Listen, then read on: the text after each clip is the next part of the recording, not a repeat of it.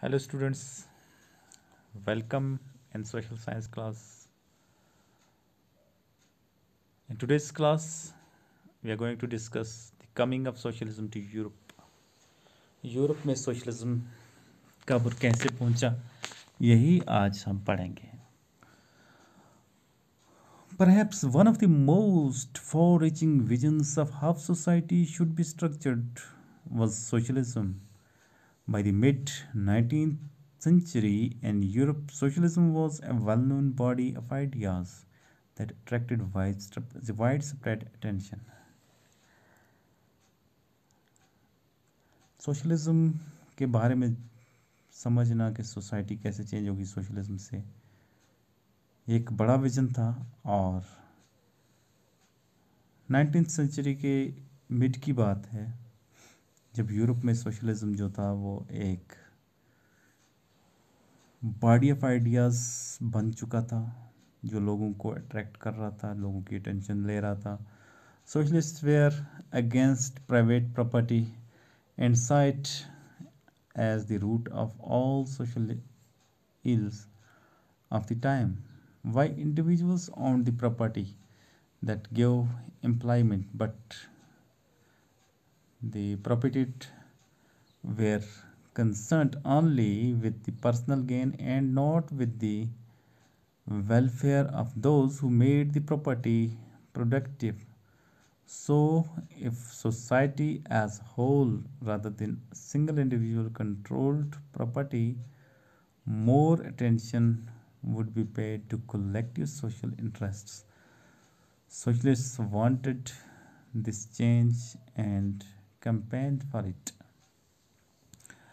तो mid 19th century में ये जब वाइड स्प्रेड हो गया ये सोशलिज्म, तो उस वक्त जो सोशलिस्ट थे वो प्राइवेट प्रॉपर्टी रखने के ख़िलाफ़ थे, क्योंकि प्राइवेट प्रॉपर्टी का काम ऐसा था कि कुछ छोटे गिने चुने लोग थे जो थे, सारी प्रॉपर्टी उनके हाथ में थी. और यही इस सारी वबा की जड़ मानी जाती थी, जितनी भी समाज में खराबियाँ थी, क्योंकि वो इंडिविजुअल, वो आदमी जो प्रॉपर्टी बनाता या प्रॉपर्टी को प्रोडक्टिव बनाता, जिसकी वजह से प्रॉपर्टी, किसी की प्रॉपर्टी में कोई बेनिफिट आ रहा था, उसको कोई फ़ायदा नहीं हो रहा था, लेकिन जिसकी प्रॉपर्टी है उसको फ़ायदा हो रहा.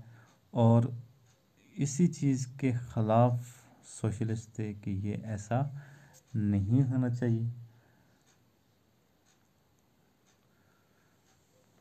अगर पूरी सोसाइटी एक इंडिविजुअल के बजाय प्रॉपर्टी को कंट्रोल करे, ज़्यादा अटेंशन दी जाए कलेक्टिव सोशल इंटरेस्ट को, ना कि इंडिविजुअल इंटरेस्ट को. Socialist wanted this change and campaign for it. जो सोशलिस्ट थे उन्होंने ये चेंज लानी चाहिए और इसके लिए भाग दौड़ भी शुरू कर दी, कैंपेन भी शुरू कर दी.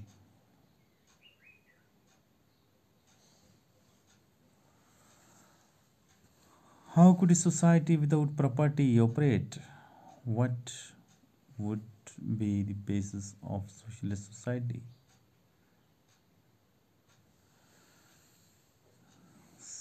प्रॉपर्टी के बगैर एक सोसाइटी कैसे ऑपरेट करती है, और जो सोशलिस्ट सोसाइटी थी उसका बेस क्या था? Socialist and different visions of future. Some believed socialists had different visions of future. Some believed in ideas of cooperative.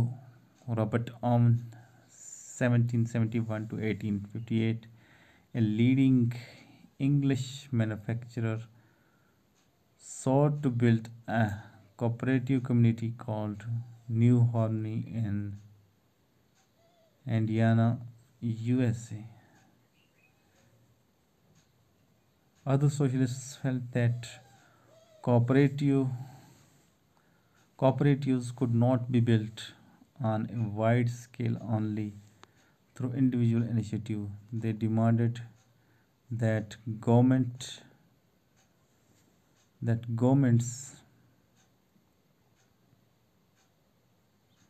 encourage cooperatives. In France, for instance, Louis Blanc, 1813-1882, wanted the government to encourage cooperatives and replaced capitalist enterprises. तो socialist जो थे उनकी एक different vision थी इस future के लिए, और उनमें से कुछ जो थे वो चाहते थे कि जो कोऑपरेटिव्स हैं, believed in the ideas of cooperatives, कि कोऑपरेटिव्स हों।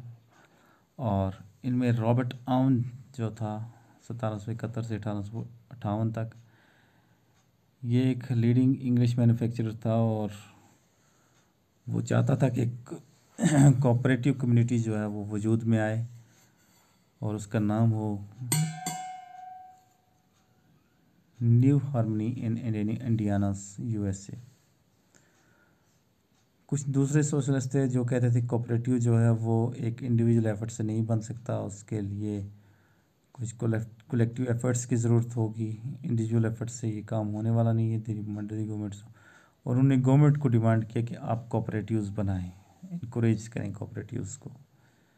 इन France for instance Louis Blanc, France में लॉइस बेलेंक जो था 1813 से 1882 तक, he wanted the government to encourage cooperatives and replace capitalist enterprise. उसने चाहा था कि जो कैपिटलिस्ट सोसाइटी उसको चेंज किया जाए और उसकी जगह कोऑपरेटिव्स जो हैं वो उसको रिप्लेस करें।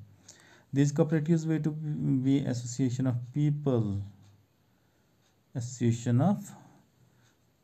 who produced goods together and divided the profits according to the work done by the members. The cooperatives जो थे ये एसोसिएशन थी लोगों की जो चीज़ें बनाते मिलके और उनको डिवाइड करते प्रॉफिट जो था according to the work done by the group.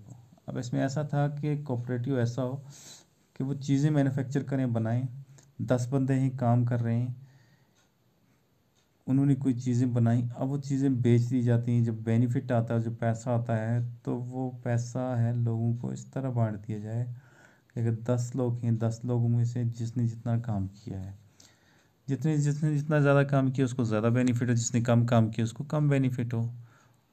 Karl Marx 1883 and Friedrich Engels 1895 added other ideas to this body of argument. Marx argued that industrial society was capitalist.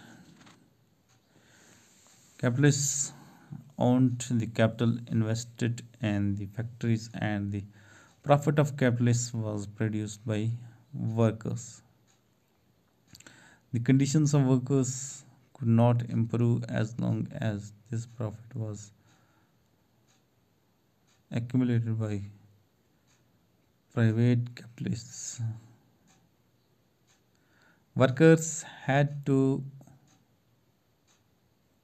overthrow capitalism and the rule of private property.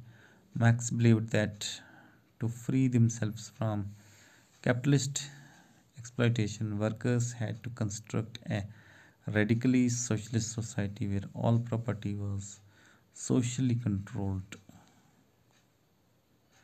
This would be a communist society. He was convinced that workers would triumph and their conflict with capitalists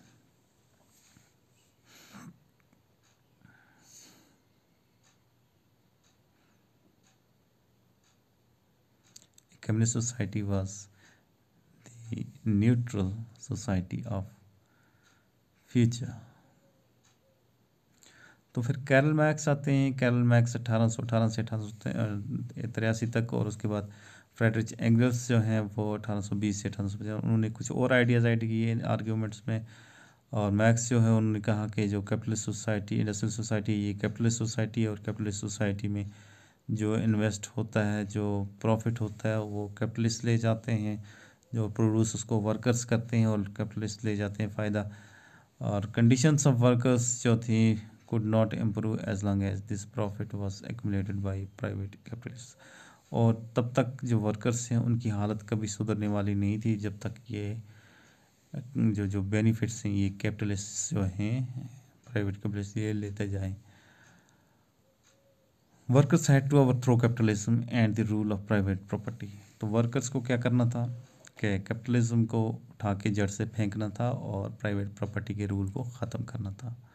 Marx believed that to free themselves from capitalist exploitation, workers had to construct a radically socialist society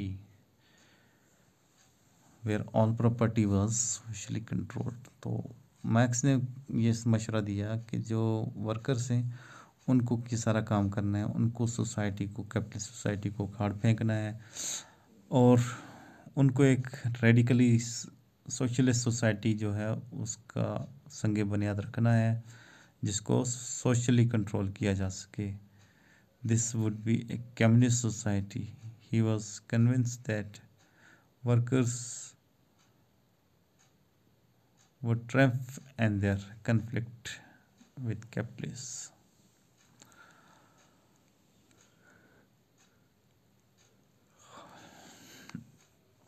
उसको इस बात पे भी पूरी उम्मीद थी कि जो वर्कर्स हैं वो जंग जीतेंगे अपनी कैपिटलिस्ट के अगेंस्ट और एक communist society was the natural society of the future. और कैपिटलिस्ट सोसाइटी जो फ्यूचर की